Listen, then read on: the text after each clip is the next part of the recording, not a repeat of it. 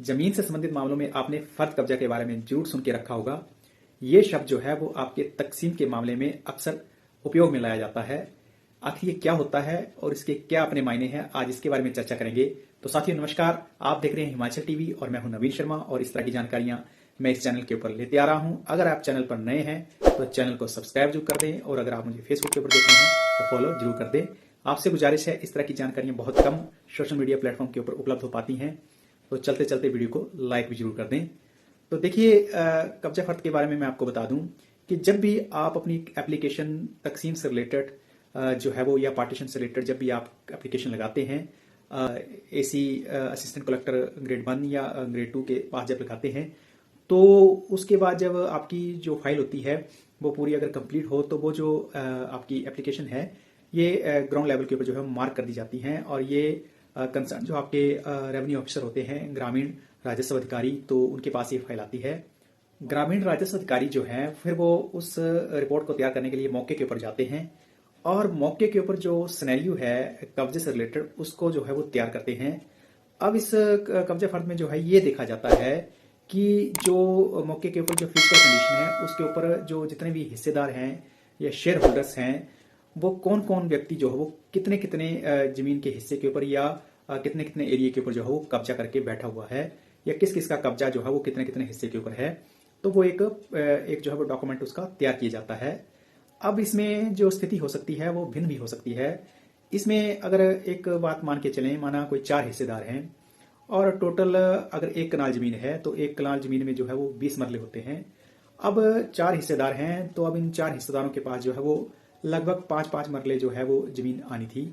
अब उसमें से जब कब्जा फर्द की रिपोर्ट बनाई जाती है तो उसमें माना कि किसी एक हिस्सेदार ने जो है वो 4 मरले के ऊपर कब्जा किया हुआ है, दूसरे हिस्सेदार ने जो है वो आपके 8 मरले के ऊपर कब्जा किया हुआ है और तीसरे हिस्सेदार ने जो है वो 3 मरले के ऊपर कब्जा किया हुआ है।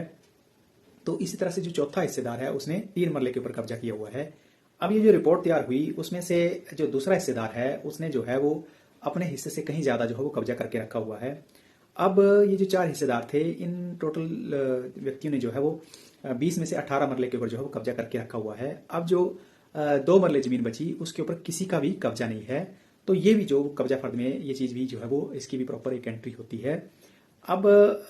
मौके के ऊपर जो है वो कहाँ पे रास्ता है या कहाँ से आने जाने का जो है वो एक कोई सोर्स है, तो उन सब चीजों की विवेचना की जाती है। अब जब ये कब्जा फर्द रिपोर्ट तैयार हो जाती है उसके बाद जो है वो नक्शा के हिसाब से जो है वो बाद में एमओपी जो है वो डिसाइड होता है कि किस हिसाब से जो है वो बंटवारा किया जाना है।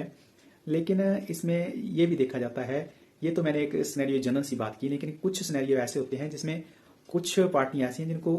कहीं पे भी जो है वो कोई भी उनके पास कब्जा नहीं होता है, तो उसमें उन स्थितियों का भी जो है वो ख्याल रखा जाता है कि वो अगर शेयर होल्डर है तो उनको भी किसी तरह से जो है हिस्सा दिए जाना है। तो एक पार्टीशन का बहुत महत्वपूर्ण अंग है और कब्जा फर्द रिपोर्ट के बिना जो है वो तकसीम संभव नहीं है, इसलिए ग्राउंड पे जो है वो इसको तैयार करवाया जाता है। इस रिपोर्ट की सबमिशन के बाद जो है वो कंसर्न व्यक्तियों के बयान भी रिकॉर्ड होते हैं और इसमें जो है वो जिन व्यक्तियों के पास कब्जा कम या कहीं ज्यादा है तो उन सब के ऑब्जेक्शन जो है वो भी जो है वो नोट डाउन किए जाते हैं कि कंसर्न व्यक्ति की अगर कहीं डिमांड है कि मेरे को जो है वो इस जगह पर जो है वो कब्जा कम दिया गया है या मेरा कब्जा कम है या कंसर्न पार्टी का जो है वो उस हिसाब से शेयर के अनुसार जो है वो उनका कब्जा जो है वो ज्यादा है, तो उन सब के भी जो है वो ऑब्जेक्शन रिकॉर्ड किए जाते हैं और ऑब्जेक्शन के ऊपर जो है माननीय कोर्ट ही उसके ऊपर जो है वो डिसीजन या कोई निर्णय लेता है। तो ये जो है एक इम्पॉर्टेंट पार्ट है किसी तकसीम का और इसमें जो है वो एक बेसिक प्रक्रिया को अमल में ला करके जो है वो आगे की तकसीम का जो है वो खाका इख्तियार किया जाता है। तो इस कब्जा